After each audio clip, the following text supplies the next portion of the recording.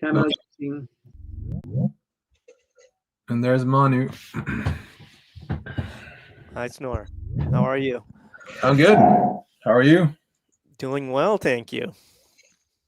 So we're just gonna give everyone a little second to join, and then I think we can just start with some introductions after that.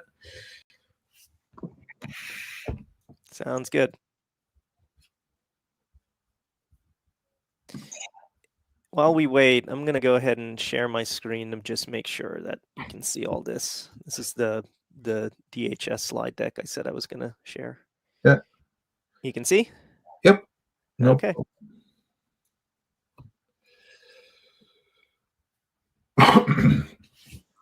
I'm always fascinated by Meetup. It's like there's 10 to 15 people saying they're coming, and it's so little accountability on Meetup. that is that platform. There I looked at the number of people. It's like 465 or something in the Meetup group, which is impressive. I mean, that's a lot of people. But yeah, So there's a lot of people there, and there's we have a network of people, and I hope it's okay if we record because there's a lot of people to look afterwards. And I got a couple of people who sent me an email say could not join now, but they're always look at the recording afterwards. Yeah, happy to have it recorded. Yeah, sounds good.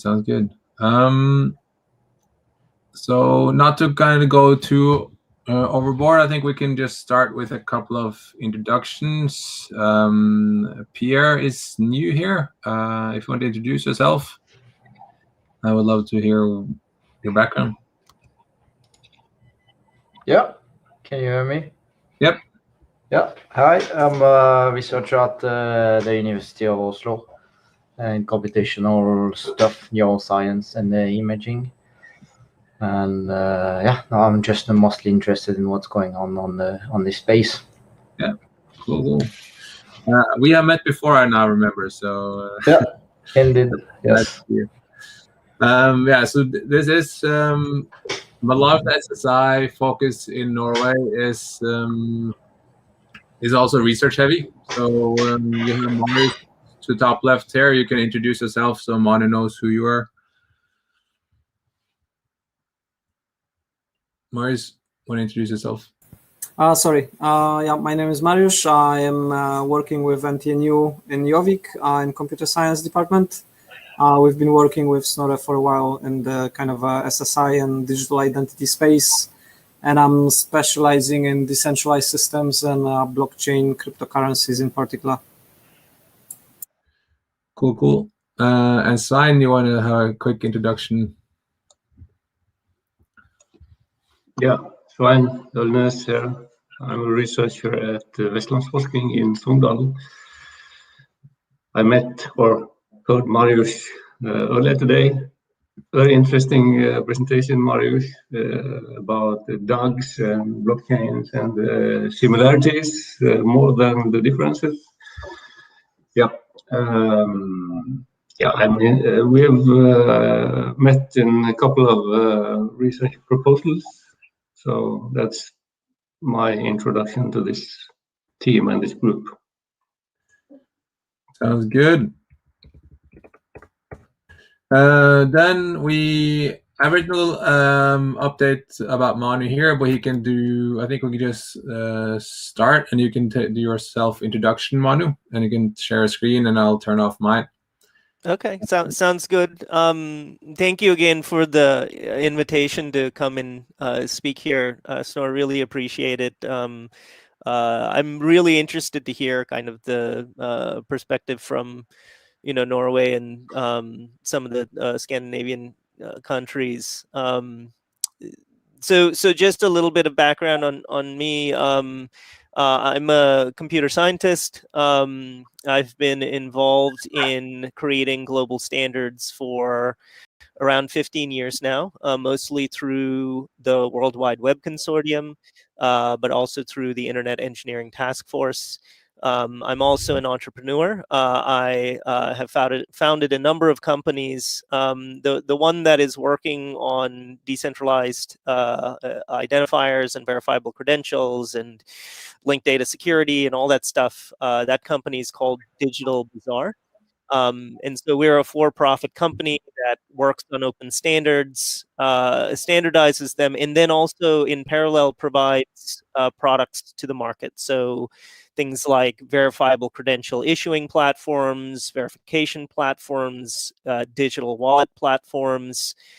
We also do fit-for-purpose blockchains. So we have, the capacity to build blockchains from scratch using different consensus algorithms and things of that nature. We don't do a lot in cryptocurrency just because it's such a politically charged way. That might be a stupid thing because everyone's making tons of money in that area. We're picking all the things that are not making a lot of money yet. But things where there are plenty of other uses for blockchains than a cryptocurrency, and we're looking at those. So for example, we do like a decentralized identifier ledgers, things that are designed to store decentralized identifiers. There's a project called Verus1 that we're working on that does that. So that's kind of my background. All of our companies are effectively self-funded. We don't take venture capital, which basically means that we can work on the things that we want to work on, right? We've figured out ways to make money doing that. And part of what our companies are really interested in is, this sounds a bit cheesy, but making the world a better place. We want to work on technologies that improve the human condition, no matter where you are in the world. Our primary drivers are making sure that where you're born in the world does not disenfranchise you. It doesn't mean that you can't achieve what you want to achieve in life. So a lot of the technologies, the reason SSI, self-sovereign technology, and things like that are important to us is because we believe that they're empowering the people.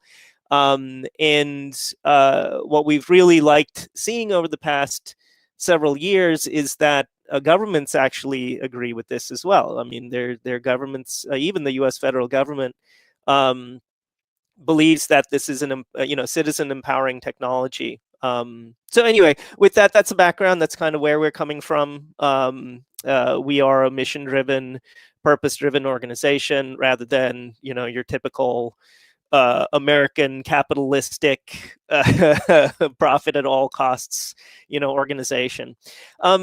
Okay, with that, I'll. Are there any questions on that before I kind of start talking about the work here? I would love to hear like what got you started, because jumping, you started very early. Were you kind of in the identity space when you start jumping on the VC and DID space? Because I think that's a very normal place to start to lead. But if you, at least when you're kind of creating the standards, if you're just starting from scratch and trying to create identity standards, that would be kind of crazy. But yeah, what kind of got you started? Interesting question. So we started our first company while we were in college. That was a long time ago for me, but we were our first company was a video game company. We ported Linux to the PlayStation 2. Because the PlayStation 2 was one of the first network-connected entertainment devices, right? It had an Ethernet adapter on it. We ported Linux to it because we thought it would be really neat if college students would be able to, use this powerful computer that was sitting in their living room, and we could help deliver things like music and movies and video. So my whole family are artists. I'm the black sheep in the family with a computer science and math degree. Everybody else is a painter, artist, sculptor, writer. And I grew up seeing how, I grew up very poor. because my family they were artists, and you don't make a lot of money as an artist.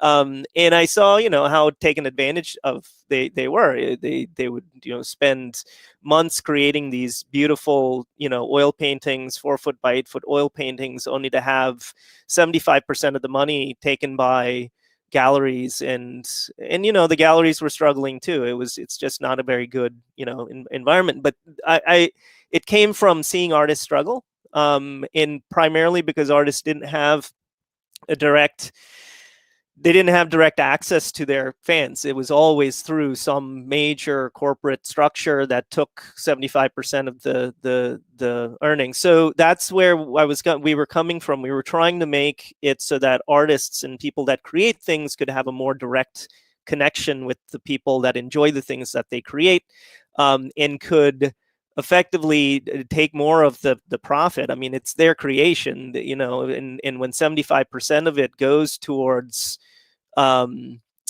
somebody else, I mean, it's important. The galleries and the music labels were doing an important thing, but most of it was a discovery thing, discoverability. There was no way that artists could list their items for sale, set their own prices, connect directly with their fans. I mean, a lot of that has changed. So this was in 2000. This was 21 years ago, right?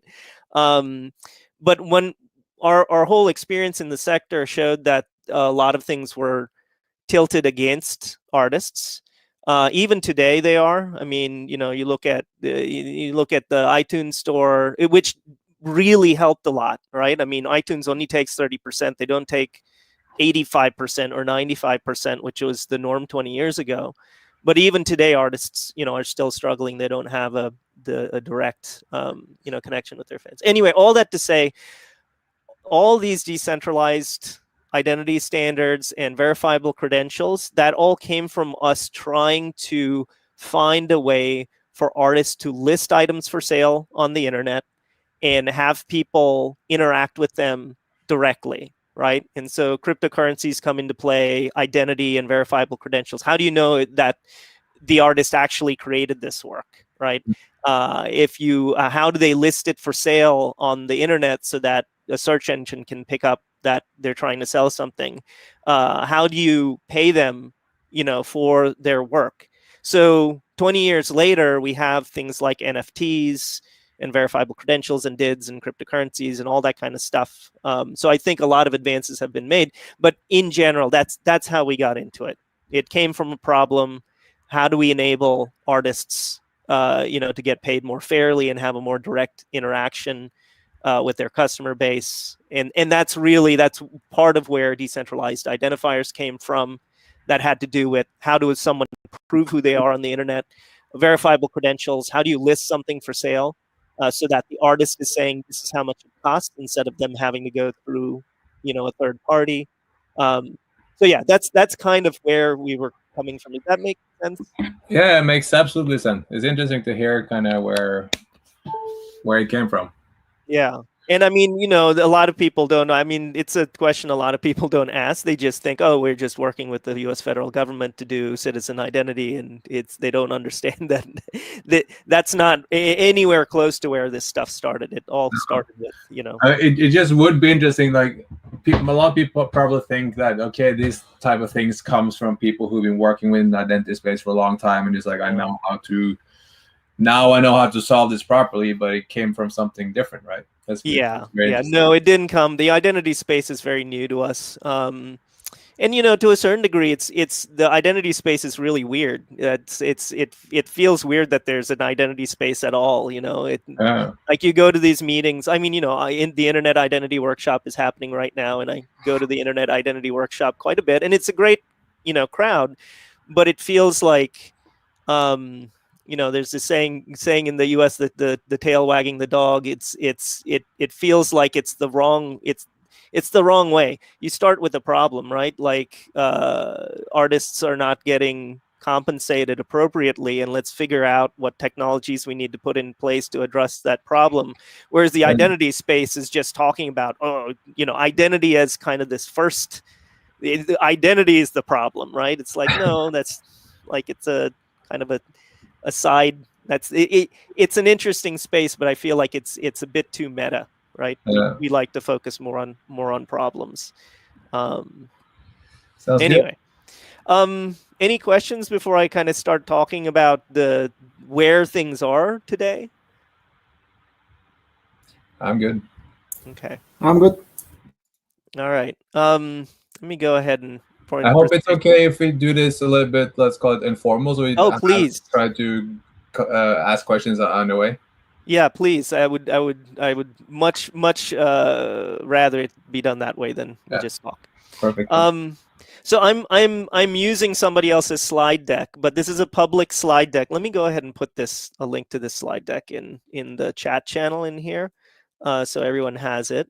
But it's publicly viewable. Everything I'm saying today is public, nothing secret. So what I'm going to show, I guess, the group is the latest output from this thing called the Silicon Valley Innovation Program. It's run through a group called this is the U.S. Department of Homeland Security, which always sounds very scary, right? You tell people that, and you think about people in uniforms dragging you away into a camp. But the USDHS is. It's a huge organization in the United States that's designed. They're the ones that vet technology, the use of technology in government, the use of technology with the citizens. They're the ones that try and secure national infrastructure like the electric grid, nuclear power plants. They're the ones that try to figure out how to do air travel appropriately. They're responsible for a lot of things. But one of the things that they're responsible for is they're the technology body that vets new technologies like self-sovereign identity, like verifiable credentials, like decentralized identifiers. So there's a program called the Silicon Valley Innovation Program, which is really interesting. Most government entities like this, they only fund people within the country. The Silicon Valley Innovation Program in the United States will fund any company anywhere in the world. They don't care if you're a US citizen or not. They don't care if you're a US company or not. They put out challenges like, I'll go into the challenges later, but they put out challenges, and then any company from anywhere in the world can apply to the program. And we have quite a number of non-US companies in the program. We have companies from New Zealand, we have companies from Canada, we have companies from Europe. In any case, they're trying to find the best company that's with the best technology and do that kind of stuff. And one of the things that they're trying to do right now is demonstrate that these new DIDs and verifiable credentials are actually interoperable. You have multiple companies that are following the standards and actually able to interoperate. So let me kind of go into some of the use cases. So one of the things that they're really interested in doing, some of you may not know, but it is very easy to create a fraudulent identity document in most of the world. So if you don't have a card that has chip and pin or some kind of digital signature on it, like most identity documents in the United States or Canada or many places in the world, there are companies that will create fraudulent documents for you for a very affordable rate. I mean, like 10, 15 euro, 20 euro, you can get a very good fake. And the reason it's a very good fake is because the exact same printers, the like holographic, laser engraving printers that they use to create the real documents are operating in some kind of other country and able to create the same kind of documents, right? So it's very easy to create fraudulent documents these days, and they're looking at ways of putting digital signatures on them, putting chip and pin, doing upgrades so that it's much harder to create those fraudulent documents. So some of the use cases that they're looking at is citizenship and immigration status. So if you're a legal permanent resident, if you're authorized to work in a country or a legal permanent resident, they're interested in issuing a card, right? In the US, it's called a green card. or a citizenship card, they're interested in issuing that as a verifiable credential or a decentralized identifier. There are 40 million people in the United States that fall into that category, and so they're interested in issuing that. Passports also fall into that category. Driver's licenses fall into that category.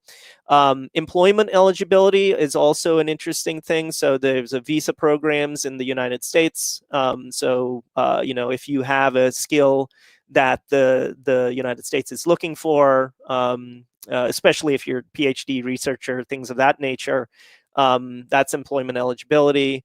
Essential work and task licenses. So this can be anything from you run security at an airport, or you're a security officer at an airport, to you're a migrant farm labor. You are, come into the United States to pick strawberries or, things of that nature, crops, blueberries, things of that nature. And then supply chain security. So, when you're importing something into the United States, do we know who the company is? Are they in the business of manufacturing the thing they're saying they're importing? Things of that nature. So these are real use cases, right? I mean, these are things that they're actively working on, and now they're committed to using verifiable credentials and decentralized identifiers for. And they started funding this work 6 years ago, right? So we're very well into this being used. So the specific operational components are U.S. Citizenship and Immigration Services, Customs and Border Protection, and the Office of Privacy. They do not. One of the things people, think Department of Homeland Security does is they want to track absolutely everyone and everything they're doing and all that kind of stuff. They're actually the opposite. They don't want to enable technologies that allow the tracking of the U.S. population, primarily because if those technologies are enabled, they enable nation states that may not be friendly to the United States to also track citizens in that way, right? So they don't want that to happen. The other thing, of course, as many of you might know, is that the United States, there's a very significant part of the population that does not trust the government here. It's very, in some cases, it's very different from Europe.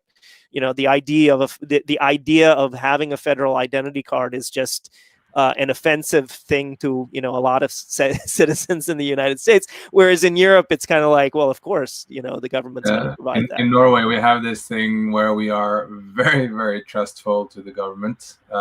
It's almost scary, but the government has come out and said that okay, the trust will shift. We're not going to have this trust for very long.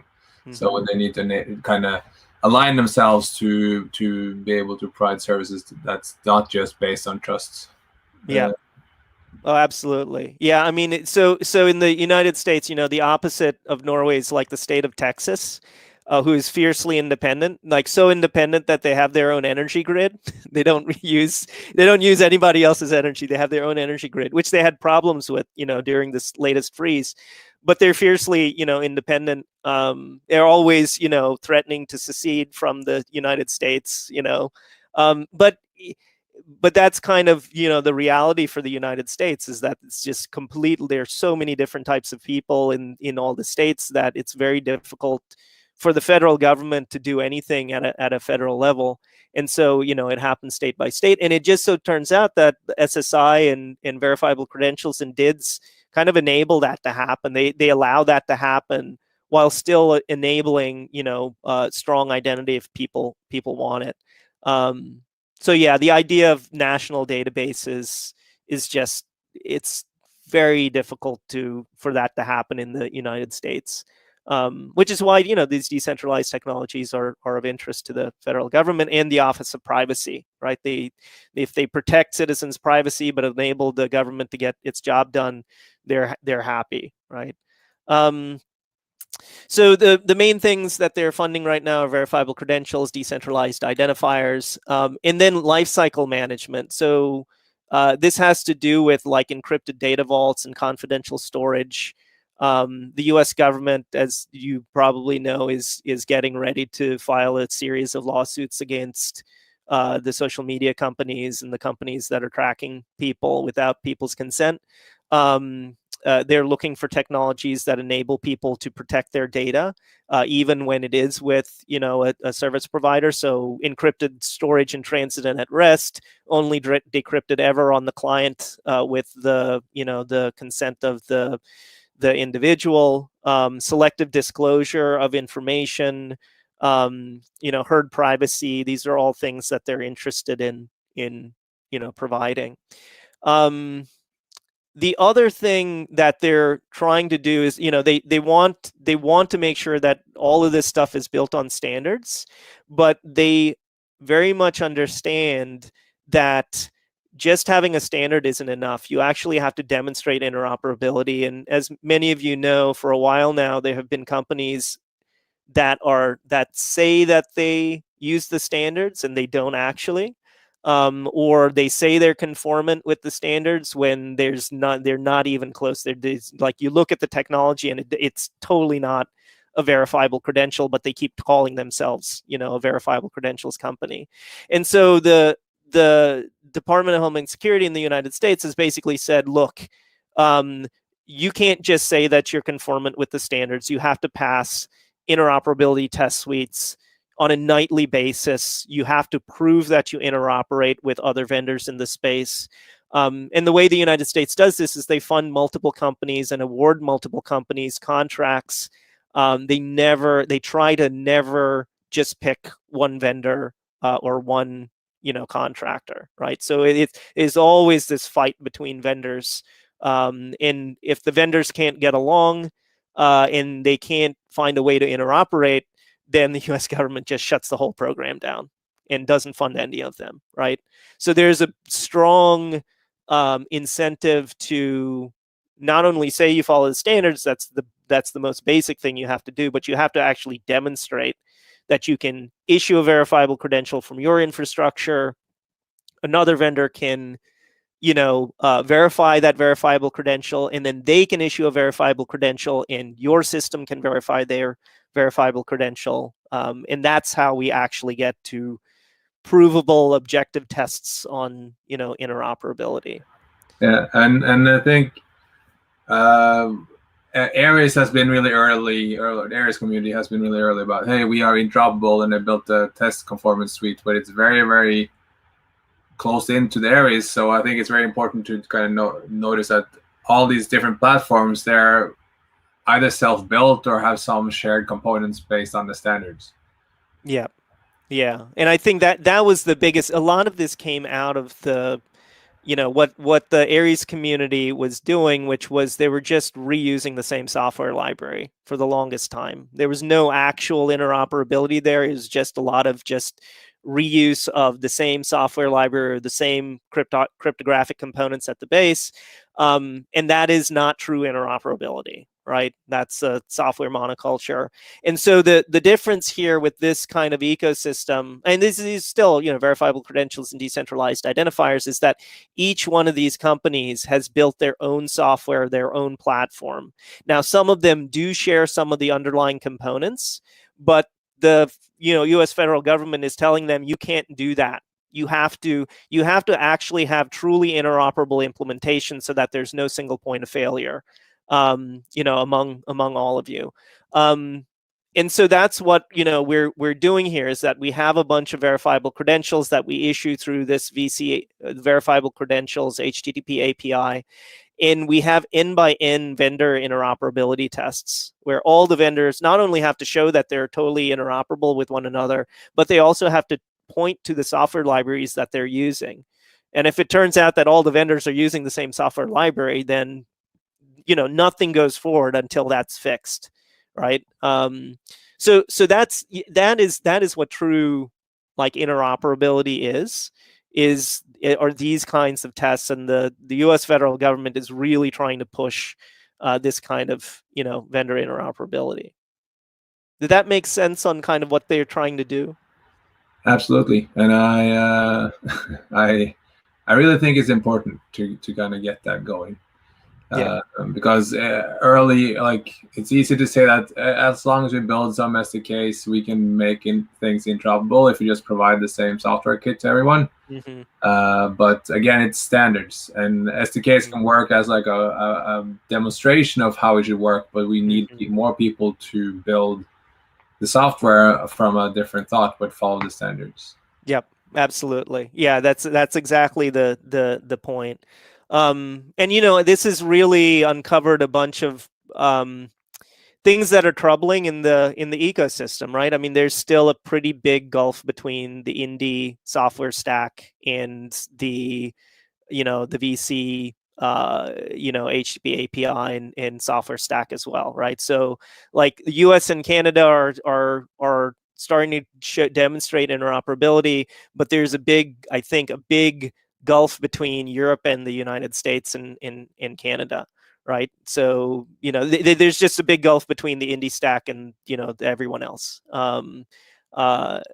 Anyway, so that's one of the things that this kind of testing uncovers is like, oh, it looked like everybody was all following the same DID standard, the same verifiable credential standard, but there is a very strong indicator now that that's not actually true. There's a pretty big rift between the technologies.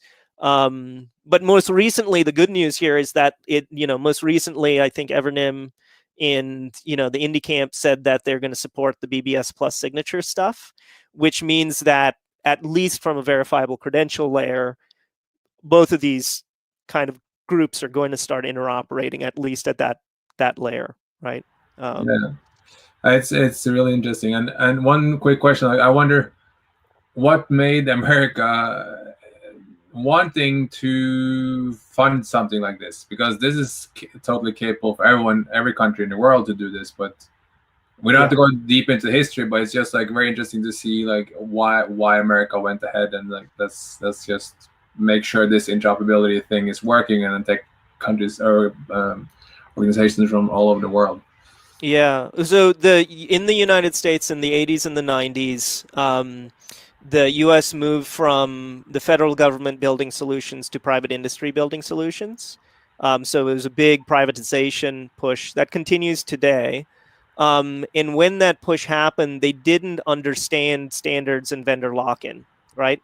And so they awarded massive contracts, massive multi-decade contracts to large software vendors like Microsoft, for example, Microsoft, right? And if you remember Microsoft software in the 90s, it was not the greatest software, right? Everyone used it, but it was riddled with holes. In Microsoft was absolutely gouging the United States on even the smallest security upgrade and things like that. So they had single-tracked vendors, and they got vendor locked in, and they got contract lock-in. And in the 2000s, the US government basically said, forget it, we're not going to do that anymore. We're never going to award, sole source, single vendor contracts where they just sell their proprietary technology to us. We want to, do open standards. Now, not every US government entity has learned that lesson. There are still organizations that continue to give sole source proprietary contracts that are multi-year to people, but Department of Homeland Security through this is trying to show, no, this is the way you should do it. If there's not a global standard and there aren't multiple vendors that can demonstrate interoperability, then the US government just doesn't buy the software, right? So that's a bit of the history. It had to do with privatization of the technologies that the US uses. There was a bad part of that, and they're trying to fix that. That's why they're funding it. And that now they have plenty of data to show that if they just spend a little bit of money up front on standards and interoperability, that it has massive cost reductions for the government, later on, right? Because then there are multiple vendors, the vendors are competing on price, the government can just buy off the shelf technology instead of special, contracts just for a particular piece of technology. It just helps to reduce the cost of government operating. Did that make sense? Yeah, absolutely. Yeah. Okay, so we have interoperability tests. These things exist today. This is for the credential handler API, so moving things through digital wallets. We have test suites for that, where we can demonstrate real interoperability. Every year we've done a plug fest. So this is an interoperability test. In the May of 2020, we did like JSON LD and linked data signatures and did resolution, and like there's a lot of stuff that we end up demonstrating interoperability on. The second plug fest, which just closed up last month, we tested things like the vaccination certificate vocabulary, which is global kind of work item. FIPS compliant cryptographic primitives. This is stuff that governments have approved of certain types of cryptography. So revocation, hard privacy, DIDWeb, BBS plus signatures for selective disclosure. And then the next plug fest, we're going to be focusing on like QR codes and CBOR LDs. This is for things like printable digital signatures on a piece of paper, like for a vaccination certificate. Credential refresh, rich mobile client URLs. Anyway, each one these happen, every year, and we're trying to get them happening faster and faster. And basically, the U.S. federal government's position is that if you can't pass these test suites, we will not buy software from you, right? If you can't interoperate with all the other vendors, and there are 8 of them at this point. Well, actually, there are 15. There are 8 in the program, right? If you can't interoperate with these 15 other vendors, then you can't sell software to the U.S. government, right? And I think that's a very good thing, right? It keeps them protected from being vendor locked. So again, some of the use cases, each one of these companies is funded to do a different use case with the U.S. government. So steel importation. So this is a supply chain. These are supply chain use cases. So the steel use case is about, do you know where the steel is coming from? What grade is it? Who manufactured it? Believe it or not, there's a lot of steel fraud in the world. So countries will manufacture steel in certain countries and then secretly ship it to another country and say that country produced the steel. And that allows you to get around import tariffs and things of that nature, right? And in some cases, well, anyway, without getting into the politics there's some countries that are trying to get around import tariffs. And, there's these trade fights that happen between multiple countries. So knowing where the steel is coming from is very important. Same thing for electronic commerce. Where is this, where the electronic goods coming from? There are there are places all around the world that manufacture chips and things of that nature, and Huawei is an example where they were found to have some questionable practices with some of the electronics that they were putting in security devices that were then being installed in people's homes in the United States and around the world. And there was just a concern around things people were buying and the dangers of installing that device in your home, right? So, for example, there's some devices that have been found that they record all the time and send that audio stream to other countries. In agriculture, knowing where your food came from is important. If there's a salmonella outbreak, traceability, use of verifiable credentials for traceability. For oil and gas, there's a lot of trade that happens between Canada and the United States through oil and gas pipelines. And when they put the oil and gas in the pipeline, it's really hard to account for where it is or who's drawing it or that kind of thing. I didn't know this. I had no idea. This was kind of a neat thing. Oil, when they put it in the pipeline, crude oil moves at walking speed. So when they put it in the pipeline, it's as if, like, imagine just walking beside the pipeline. That's how fast the oil is moving through the pipeline. So it can take weeks to months to get down to Texas, right? It's literally like, imagine putting a backpack on and you just walk from Alaska through Canada all the way, down into Texas, or from the oil sands of Canada down to Texas, it takes months. And so they have a hard time accounting for who's putting what into the pipeline. Now, ideally, of course, we all want to go to solar, right? This is, we think it's temporary, but there's, it's a huge part of all economies run on oil and gas now, and understanding what taxes and tariffs to pay there is of interest to Customs and Border Protection. So those are some of the use. These are real use cases that the U.S. government is paying companies to develop verifiable credentials and decentralized identifiers for, not as a research and development, not as like we might use it or not, but they are going to be using VCs and DIDs to do this, right? So this is paying these companies to take these use cases through to a production deployment. Let me stop there, see if there are any questions on like any of these use cases. Let's not be so Norwegian. We Norwegians are very known for not asking questions.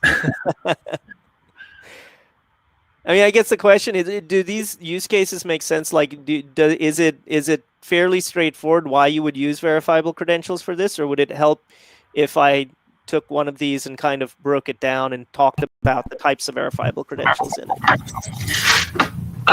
Yes, I'm curious like how oil plays a role in how verifiable credential gets to apply in the oil field. Like it seems a bit interesting to understand how that one plays out. Sure. So the oil and gas one is interesting. Let me see if I can find it. And you'll have to forgive me. This is not my use case, and it's definitely not my area of expertise. But they had a really good slide here that kind of showed, what they're doing. There's a steel one. Here, this is MavenNet. So this is a company called MavenNet. They're out of Canada. They were funded by the U.S. government to work on the oil and gas problem.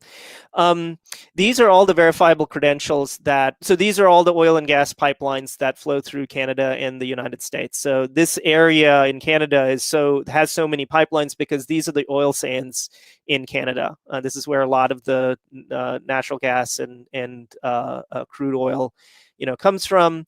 In each one of these 1, 2, 3, 4, 5, all these numbers are verifiable credentials that are issued along the way. There are changes in, anyway. So the first thing is, the crude oil is pumped out of the ground. And they need to basically say, we pump this out of the ground at this location. Depending on where you pump this stuff out of the ground, it has very different properties. It needs to be refined differently. It has different things in the crude, but there just needs to be a record of where it was produced. Then it's usually pumped to a refinery, a first stage refinery at that point, where you kind of upgrade it to kind of a different. You kind of categorize it, and you put it into different categories. So you create verifiable credentials like the upgrade record, a waybill document, an origin document, right? So you give it more than just it was pumped from this well. You kind of classify it a bit and basically say where it's going, right? So you've gotten some kind of order for it, and you say where it's going. Then you inspect it. So you do a quality inspection. So there's a verifiable credential for the inspection record. And then, it goes on the market. So it's bought, sold, and then you kind of determine which pipeline it goes in. So, are you sending it down to Texas for refining? Are you sending it east to the Great Lakes, where it can be loaded onto a tanker as crude? Or does it get, refined? So this one, I think, takes it through, and this one looks like it might be going to Europe, right? They're gonna load it here and ship it east to Europe. So there, there's a trade and transport. So people create finance documents. They bid against it. They buy it, and they create kind of a proof that it was bought. That's another verifiable credential. And then in 5, this is where it crosses the border from Canada to the United States. U.S. Customs and Border Protection, Border Control inspects the crude coming through. They try to make sure that it's coming from where they thought it was coming from, going to where they thought it was going to. What sometimes happens is that, again, in an attempt to get around tariffs, people will pull oil out of the ground, let's say in the Middle East, put it on a tanker. I mean, this is a massive thing, right? Put it on a tanker, secretly get it to one of these pipelines and dump it in the pipeline, right? I mean, can you imagine like trying to sneak? I mean, it's done quite a bit, but like, and it boggles the mind that there's that kind of activity going on in the world. But that's what's because, and the whole thing is because they're trying to avoid a tariff. They're trying to get around an import restriction, right? And so one of the ways to do that is to pay some not so upstanding people some money and dump it into the pipeline and get paid for oil that they never should have gotten paid for, right? And then it's imported legally under some other company's name, like a shell company's name. So anyway, that's why Border Control inspects this stuff. They want to make sure that for the oil that's coming in, they know where it's coming from, and it's coming from a legitimate company. It's stored for a period of time. This one goes to a refinery in Chicago. It looks like around Chicago, and they create a record of the final product. So this is refined like gasoline or something like that. They arrange for transportation and retail, which is another verifiable credential, and the transportation document is another verifiable credential, and then they finally deliver it here, right? So it looks like they've delivered the final product here. So I was mistaken. It's not going overseas. It's just going to be consumed here. So anyway, for oil and gas, that's what it looks like. I mean, you think that, oh, it's just an oil pipeline. You just dump oil in one side and it comes out the other. But there's a lot of verifiable credentials that are created, as they flow through that, pipeline. Did that answer your question? Yep. Thank you. Okay. So that's just like one of the supply. Each one of these supply chain use cases has like that amount of complexity to it. It's a pretty interesting thing, and all of it's done by paper today. It's literally human beings looking at pieces of paper in many cases. Some of it's automated and is digital, but a lot of it is still paper based. Okay, just noting the time, moving on. There, digital personal credentials here is the other one. So this has to do with citizen identity. And so some of those verifiable credentials here, the idea here is we're going through Lewis's journey of becoming an American citizen and becoming a naturalized citizen, right? So he starts off as someone, outside of the country, in order to get his appointment to get a permanent resident card. So he wins the lottery. There's a lottery in the United States to become a permanent resident. So he has to prove that he's vaccinated first to enter the building to have his appointment. So there's a proof of vaccination credential. He can become, and then when he gets the vaccination credential, he can go and in person do the entrance interview. He gets his digital permanent resident card. He uses that digital permanent resident card to apply for a job, and then gets another verifiable credential that's an employee credential. And then to celebrate, becoming a permanent resident and getting a job in the United States, he wants to celebrate and order some champagne and cake, online. But it's the middle of the pandemic, so he's got to get it, delivered to his house. So he gets this over the age of 21 digital credential to prove that he's over the age of 21 so that he can order online. champagne, and then when it's delivered, they check to make sure that he's over 21 using this digital credential, not using his permanent resident card because it has too much information on it. They just need to know whether or not he's over 21. And then, you know, his permanent resident card is extended, so it updates. They expire every 2 years or so, but he gets an extension for another year. And then he finds out that, you know, he is going to become a naturalized citizen. He goes on vacation using the digital vaccination certificate to, you know, board the airplane along with his permanent resident card to identify himself when he goes to fly. And then becomes a naturalized citizen, right? So the appointment credential is another verifiable credential. The permanent resident card is revoked because it's no longer valid, and he gets, you know, a citizenship card. So that's how we're looking at, like, this is a different, you know, cohort that's looking not at supply chain, but individual citizen identity.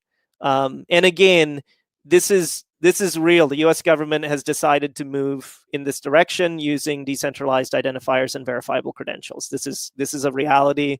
They're funding this through to production today. So let me stop there. Any questions on this kind of flow? That's really cool, though. But like, do we need all these credentials, or does all this happen in the background that we don't really know about? Some in the background, some we're trying. We're trying to move as much of it to the background, so you don't need to worry. It just shows up in your digital wallet. But there's certain cases here where you need consent from the individual, right? The individual needs to consent to pulling the card into their wallet. They need to consent to providing data to get one of these credentials. And so in many cases, there needs to be consent, and the individual needs to be involved in the process. Yeah. There's one last thing that I wanted to kind of cover on how the retail industry is adopting the technology. But any questions on kind of this overall flow, or any of these credentials? I wonder if Signica or Brennesund has any comments on see this in a Norwegian context.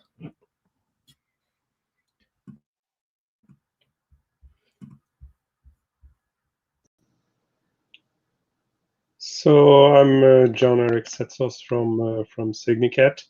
I mean, as you said, we're high trust, and we gladly share pretty much everything about ourselves to anybody in this part of the world, and of course that's going to change. So that there is a need some time in the future for this kind of thinking, yeah, for sure. So, and I think this is a good illustration of some really good use cases. One of the things that's sort of been on my mind the last half year is actually the binding between the physical person and the credential. We see that now in a change in the Norwegian finance regulation, which puts more liability on a bank if you only use the bank ID, because somebody else could be using your bank ID. And I was just wondering, is that something that's being discussed in this fora, the difference between the owner of the credential and the one who's presenting it right now? And how do you do that binding? Yeah, that's an excellent question. And it is something that the US federal government cares a lot about as well. The way that the binding is performed is when you do something like get a digital permanent resident card, you have to show up in person in front of a US federal employee. And the idea here is that when you do that, they will they will verify some of the private key material, or sorry, they'll verify the public key material that you use. So there's always a challenge response. There's always a digital signature, not only from the issuer of the credential, but there's a digital signature from the person that's presenting the credential, right? And so basically, let's say that I want to give my, I want to give my permanent resident card to you. When I give that to you, I am going to digitally sign that exchange, that one exchange that we have together.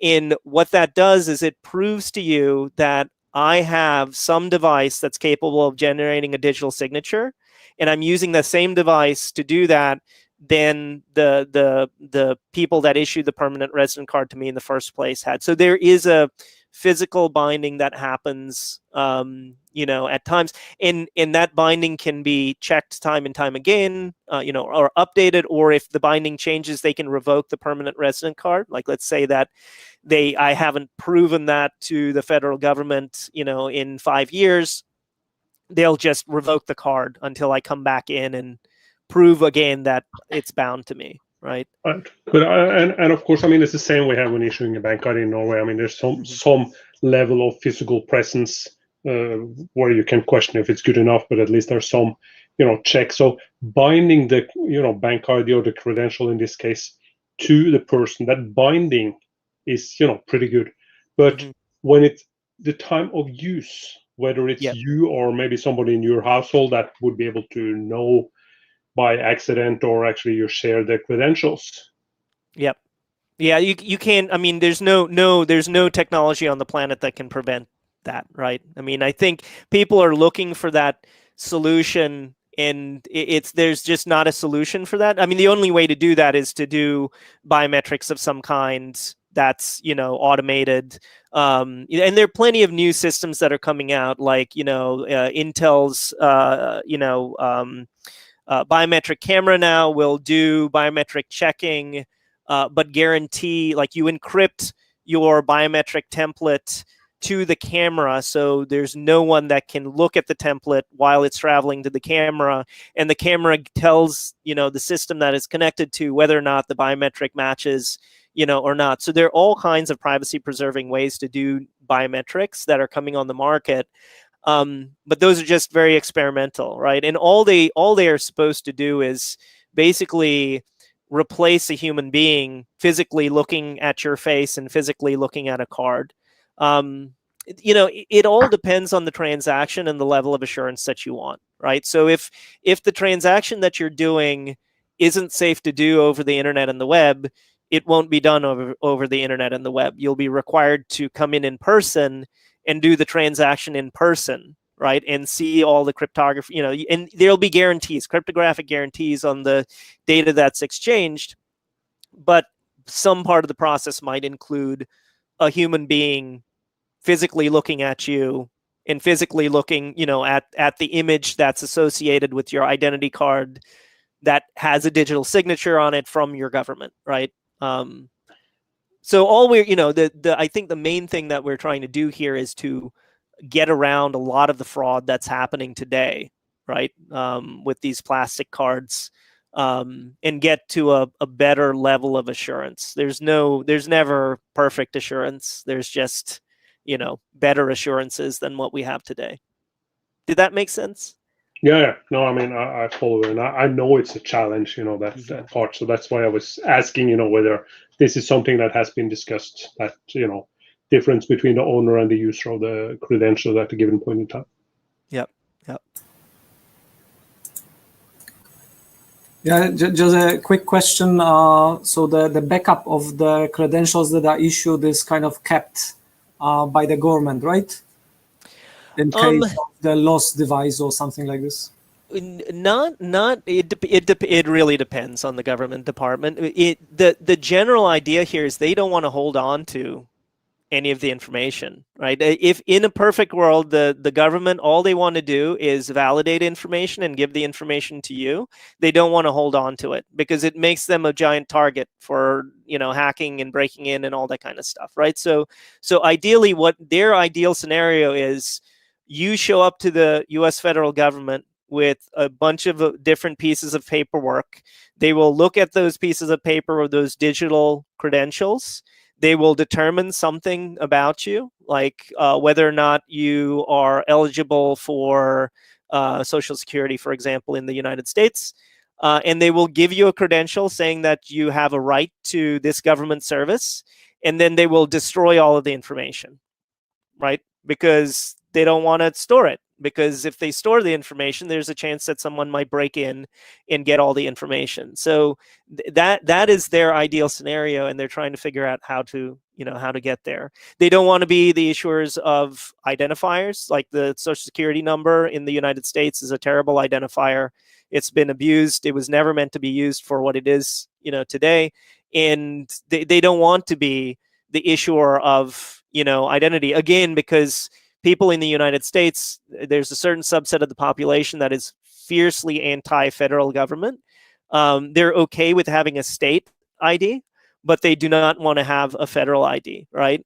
So the idea here is that the federal government, all they want to do is really vet that you have a certain right, give you a credential that says you have that right, and then destroy as much information as possible, not store it, because there's no need for them to do that. Did that answer your question, at least to a certain degree?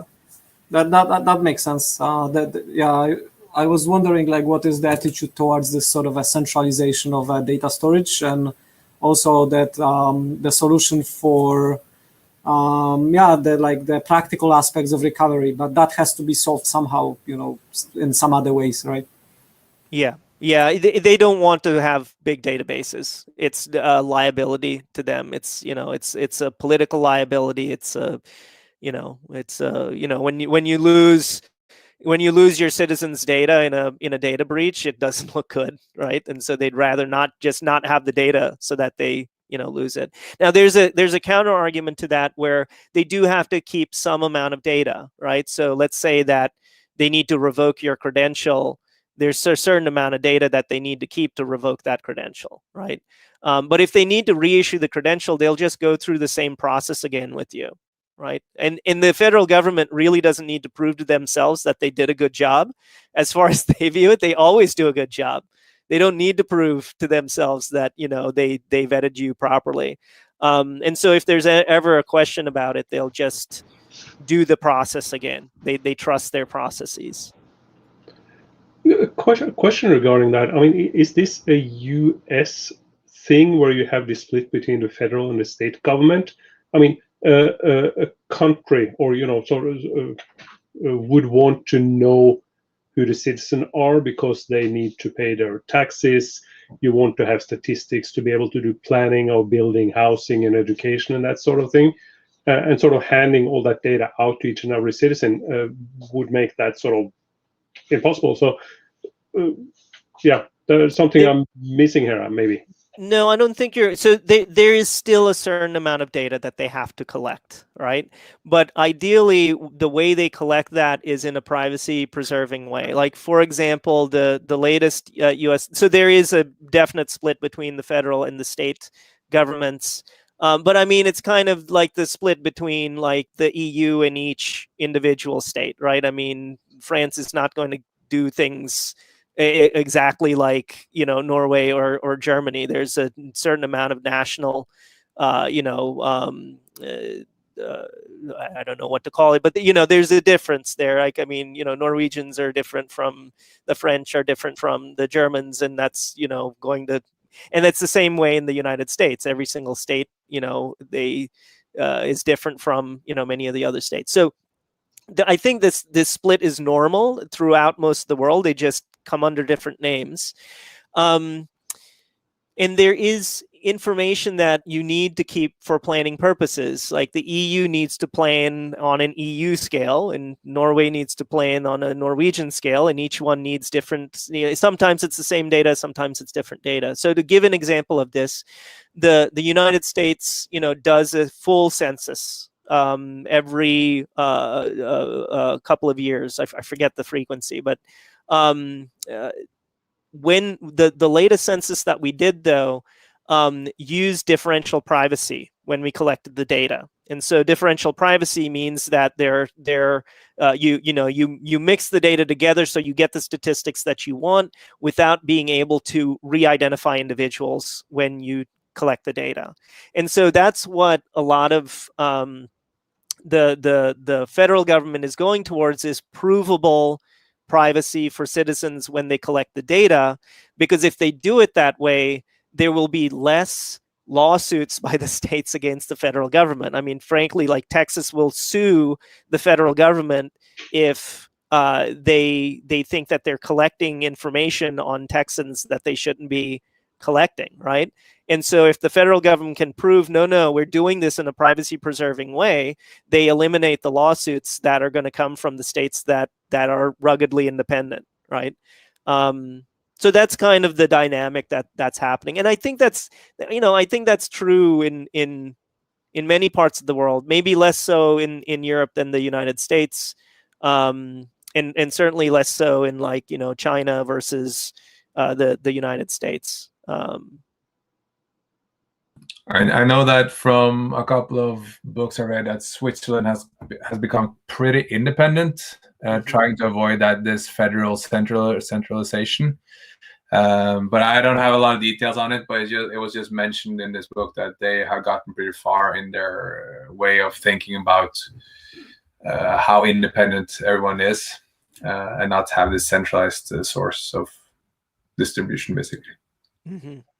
Yeah, it really is. I mean, so I think the interesting part about some of the self-sovereign, identity technologies, verifiable credentials, and decentralized identifiers is it works for kind of both mental models, right? So if you have a government and you trust your government and it's fairly centralized, then decentralized identifiers and verifiable credentials are still useful. But if you have on the other end of the spectrum, very little to no trust in government, but you still want the economy to work, or you have a federal system and a state system, then you can use decentralized identifiers and verifiable credentials to to operate independently of one another, but still achieve both the federal goals and the state goals, right? And so the technology is very flexible in that sense, and the benefit there is that everyone's using the same technology, even though their political philosophies, differ. Right. It's just like the same thing as like, everybody uses the web regardless of where their political affiliation is. Right. And that means that society gets to use that technology and everyone gets to benefit, with that regard for their political leanings, which is I think hopefully people would argue that that's a good thing. Absolutely. We're a little bit over time, so I just first want to say thank you for taking time, and I appreciate this conversation, and I would like to continue if anyone wants to continue. And I don't know how much time you have, Manu. I'm good for another 20 minutes or so.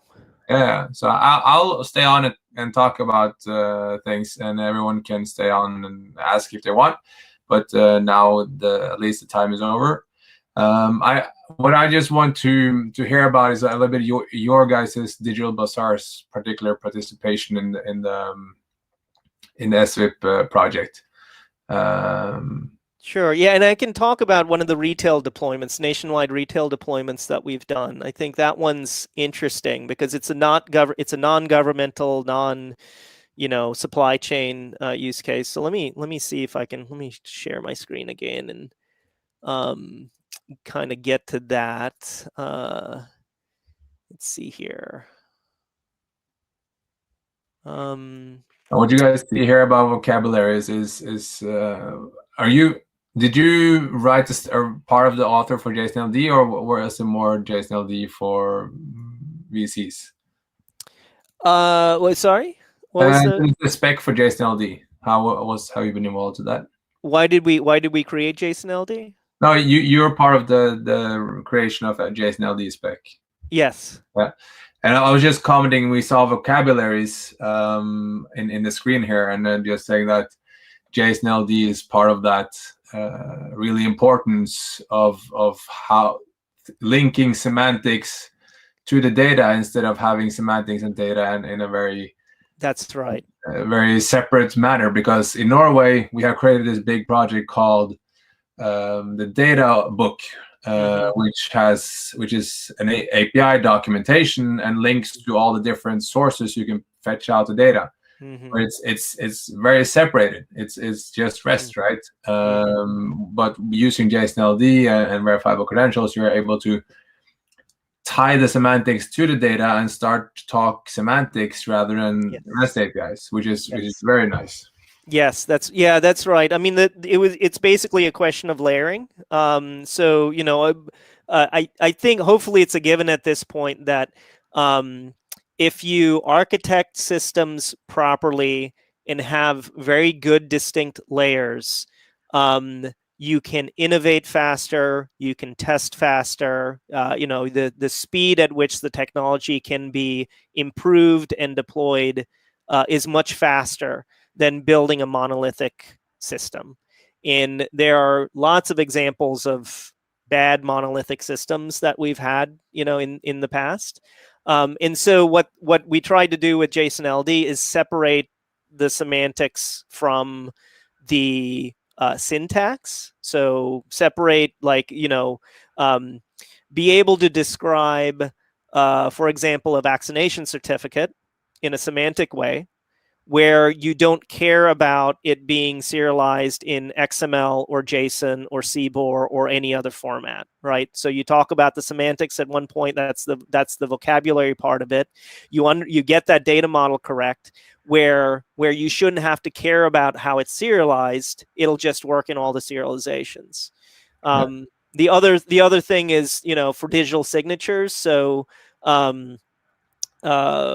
that's why we worked on the linked data security and the linked data signatures work, is because we wanted digital signatures to be done over the semantics of what you were talking about and not the serialization. Traditionally, and this is through the 70s, 80s, 90s, and 2000s, I think the biggest mistake that had been made was tying the signature directly to the serialization. So you could digitally sign something in, like the old ASN.1 DR encodings. This is like X509, the 90s, 2000s technology. And then the next wave was Jose, where you could only digitally sign something in JSON, right? If you wanted to digitally sign something, it had to be in JSON format. And then if you converted it to CBOR or XML, the digital signature would change completely. The new generation of linked data security things, you can take the semantics like a vaccination certificate, you can digitally sign those semantics, and then you can express that digital signature in the same way in XML and JSON and CBOR and JSON-LD and all these other serializations. So that's what I mean by doing the right layering. You separate the vocabulary from the syntax, and you separate the digital signatures from the syntax. And if you layer them in those ways, then you start getting these really amazing benefits, like being able to automatically translate a JSON-LD verifiable credential into a CBOR data structure automatically, instead of doing what we typically do, which is spin up a working group to work for 2.5 years to create this one-off bespoke format for, a vaccination certificate, for example. Hopefully that made sense. I don't know if I did a good job explaining that. I got it, but I've been in the space for a long time, so it's yeah. It was clear to the extent without having to explain every certain detail, but it was clear to that extent. Yeah, I think that the takeaway is that it is very important to separate semantics from digital signatures from the syntax that you're expressing. If you don't separate things in those 3 layers, you jumble everything together, and it becomes very difficult for you to innovate on those layers independently of one another.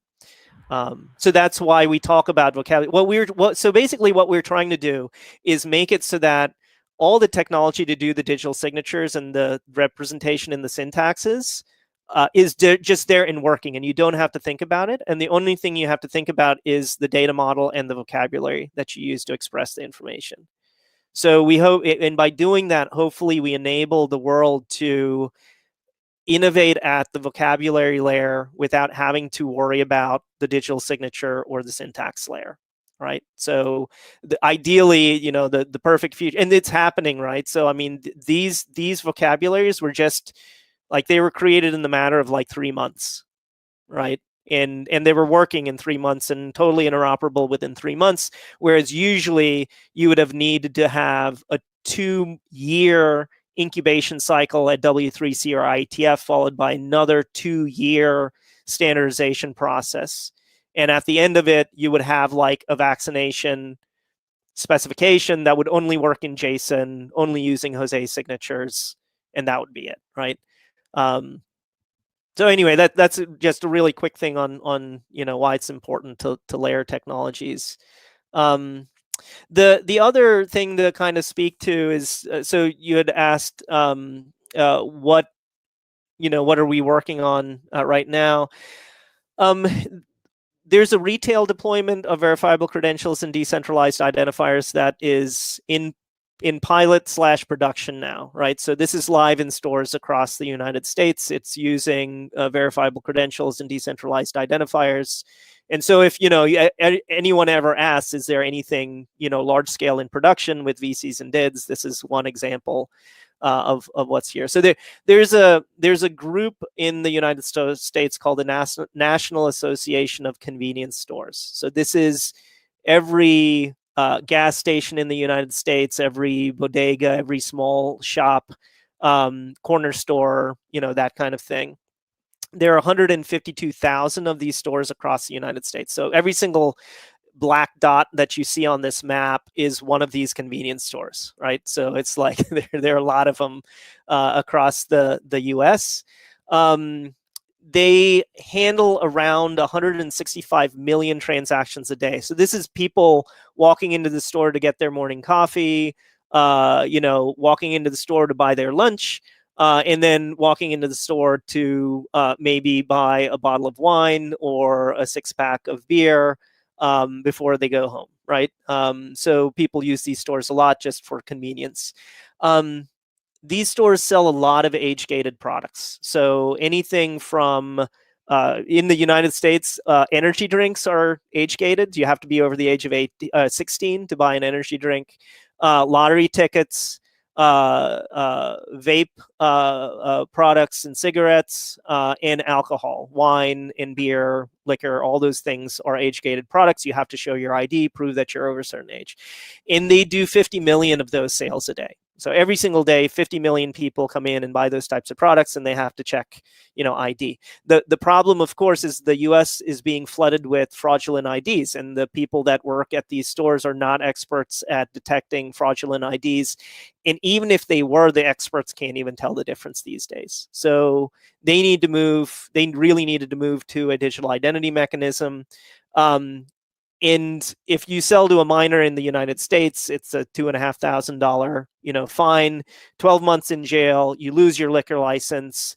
And these businesses, remember, this is kind of middle-class businesses in the United States. So these people don't have a lot of money to weather that kind of financial shock.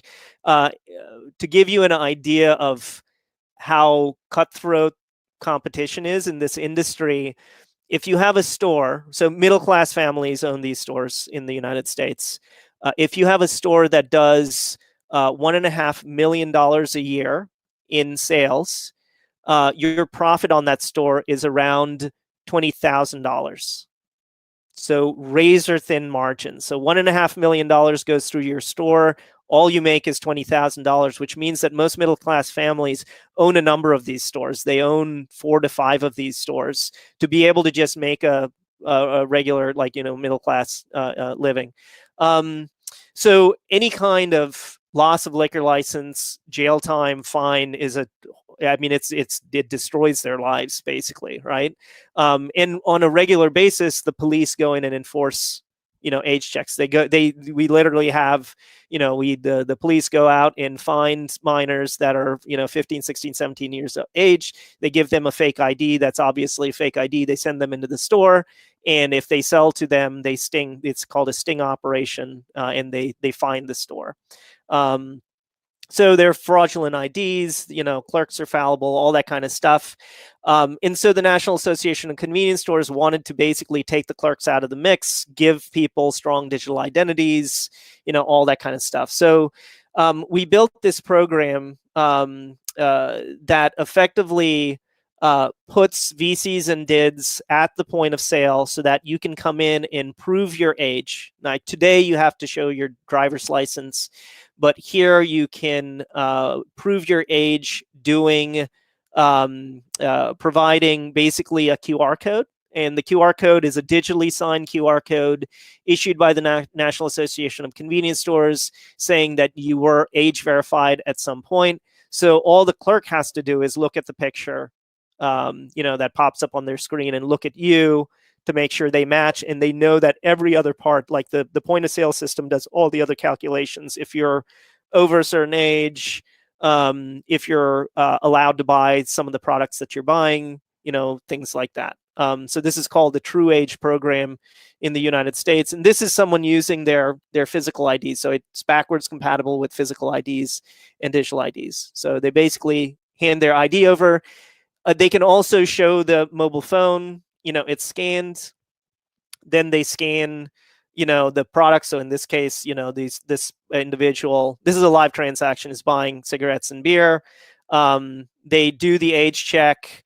It shows that they're clear to buy, all of these age-gated products, and they go on their way. So that was a real purchase using real DIDs and real VCs deployed in the United States. That purchase happened in January of this year.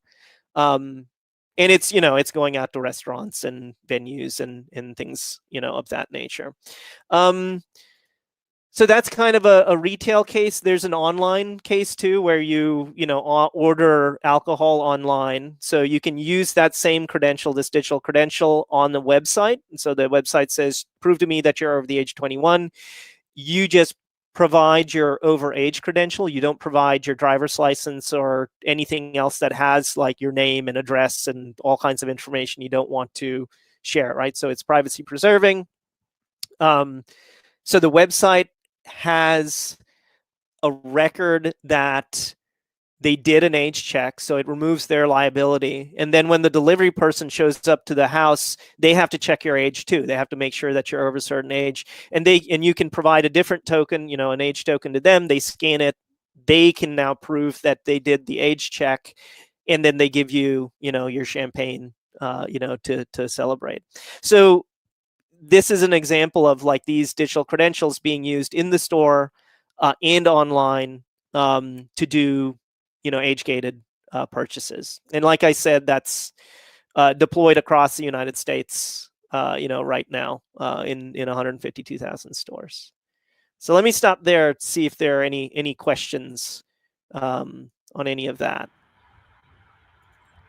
Oh, yeah. Has anyone raised any concerns about, like, what's the biggest concern for fraud in this pipeline? Like, So that's an excellent question. So there's a balance that we're trying to meet with this. The balance is, here's another important thing about the program.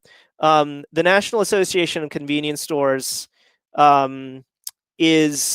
they pride themselves on making sure that the transactions they have with their customers are private transactions. Right? They don't want, like, the customer doesn't want their information being uploaded and shared with the industry or shared with a third party, which is very different from the way like Facebook and Google operate, right? I mean, so they do not want that kind of future. The other interesting thing about the industry in the United States is that Amazon is trying to destroy the industry.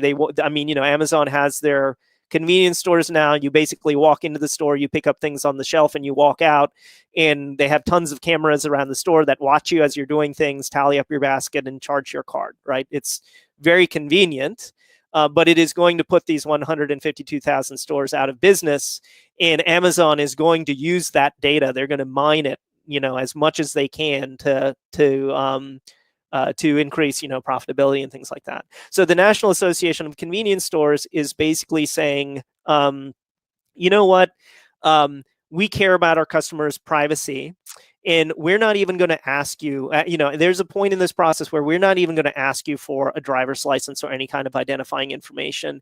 And every single token is a single use token, meaning that it's the second you use it, it can't be spent again. It can't be used again, right? And so these QR codes are dynamic QR codes that are digitally signed, but all they say is you're over the age of 21. And when they're scanned at a point of sale, they don't have any of the age or any of that other information. Now, there's a good question in the chat channel: who makes the enrollment for True Age?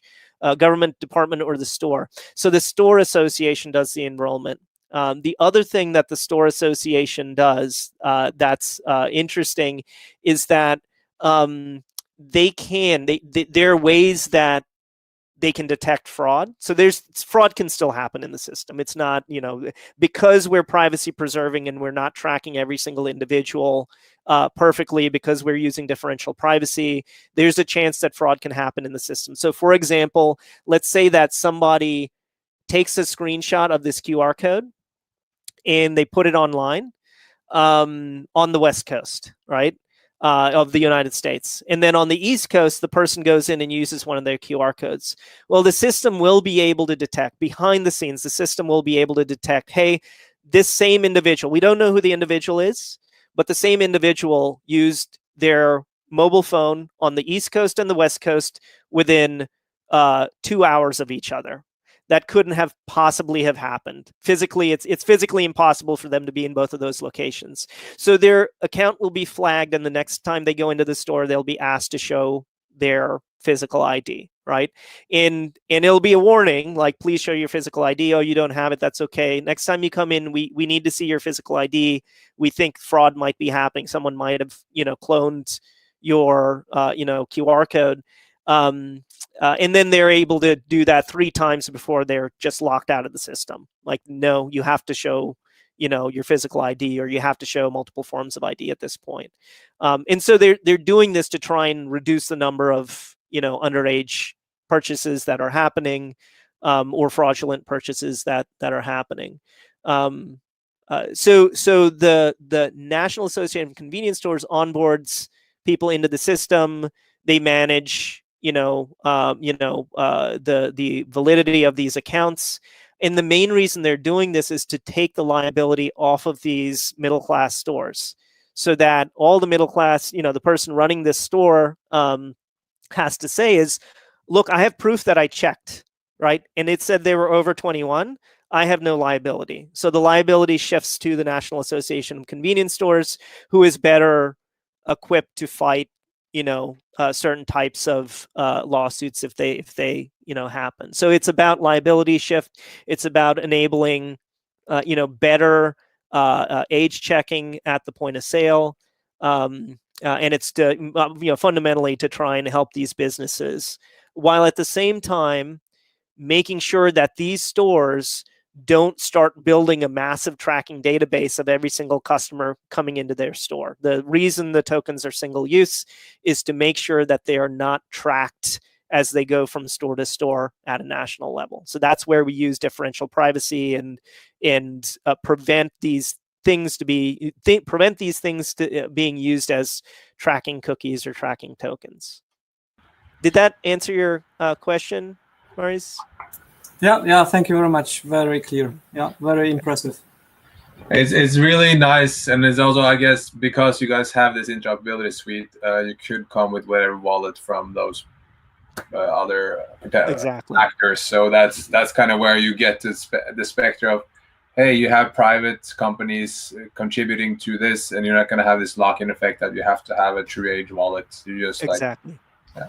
Yeah, exactly. And it was a requirement. So the National Association of Convenience Stores has also felt the pain of vendor lock-in.